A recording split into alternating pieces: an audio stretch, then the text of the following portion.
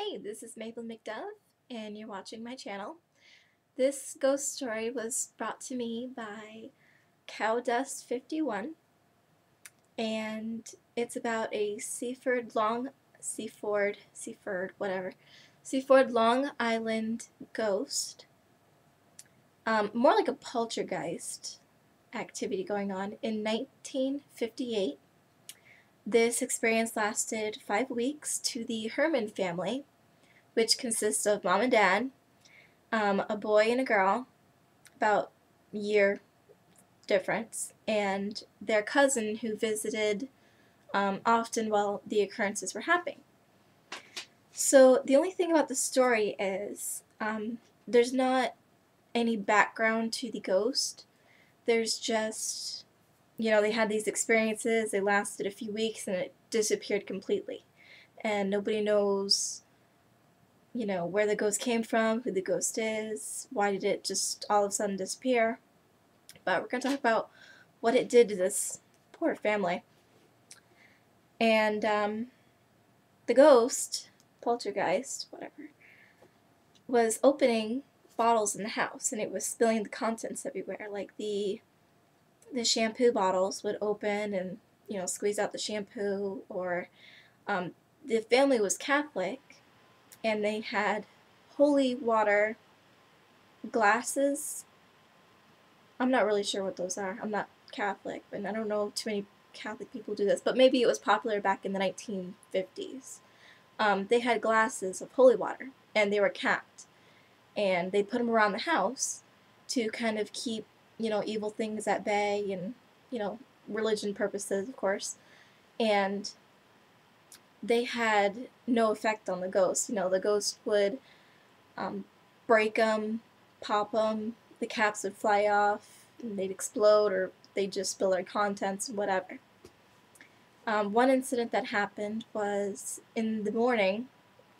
It was before noon, so I'm going to call it breakfast. They were having breakfast, and they heard popping noises throughout the house. And it wasn't like, how sometimes wooden houses, especially in Maine, they make popping noises when it gets really cold or really hot in the summer.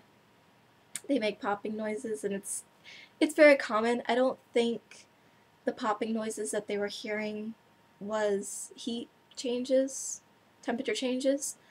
The popping noises were shampoo bottles, they were medicine bottles, with the childproof caps. Those are flying off, and everything was just, what a messy house that would make. I would be pissed at that poltergeist. Having to come home and clean up after it every day, it'd be like a dog. I don't want a dog either. Ugh. Anyway, so they called the cops, and the cops came, and they couldn't really do anything because, it's kind of out of their control. They can't really see it. They can't really do anything about it, and it didn't show any activity while they were there, so, they kind of thought that they were crazy. They were a bunch of crazy people. Those Hermans. They're so crazy. So anyway, they called the newspaper, and the newspaper contacted 3 parapsychologists, which I don't know if I'm saying that right. I have no idea. But there were 3 of them. And what they did was they asked the Hermans if they could come in and investigate and try and help their problem out. So the Hermans were like, sure, come on in. Cops didn't help, might as well try you. So the parapsychologists stayed a total of 10 days, and during those 10 days they had 67 different occurrences. 40 of those occurrences involved the same 16 objects. Now that's weird.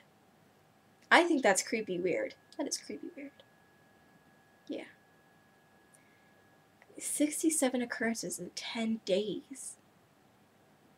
That is amazing. That would make a mess too, but that is amazing. During those 10 days, they also recorded figurines breaking or flying across rooms, which also pissed me off because I have a lot of expensive figurines and stuff, and I'm sure they did too. So be very costly to have ghosts. Anyway, so the parapsychologist stayed 10 days, and on the 10th day, or one of the last days that they were there, on March 10th, they had an experience in the basement, which nobody was around for, but apparently either a camera caught it or they went down later and noticed that it was different. March 10th, there was a bleach bottle in the basement, and the top popped off, and after that, everything ceased. That was it. Nothing ever happened again. The Hermans never experienced anything or complained about anything or called the cops, at least on the Poltergeist. And everything was just back to normal. Which is weird, because all of a sudden it just stopped. I don't know if the parapsychologist maybe influenced him. Kind of gave...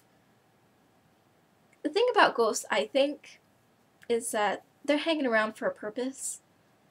And maybe that purpose was to get somebody, qualified and specializes in ghost things and kind of record them. So maybe that in some way they'll be remembered. I'm not sure. I mean, I like ghosts. They're interesting. And I'm not sure why this one was popping bottle caps. It's a little strange. But very interesting. And then all of a sudden it just stopped on March 10th, which is my sister's birthday, by the way. And that's just weird. Why all of a sudden? Oh well. Well, thanks again, Cowdesk51. I appreciate it. And anybody else, send me some stories about ghosts. I would love to put them on, read them to you, and give you my thoughts and ideas. This has been another Maybelline McDubb presentation. Thank you for watching.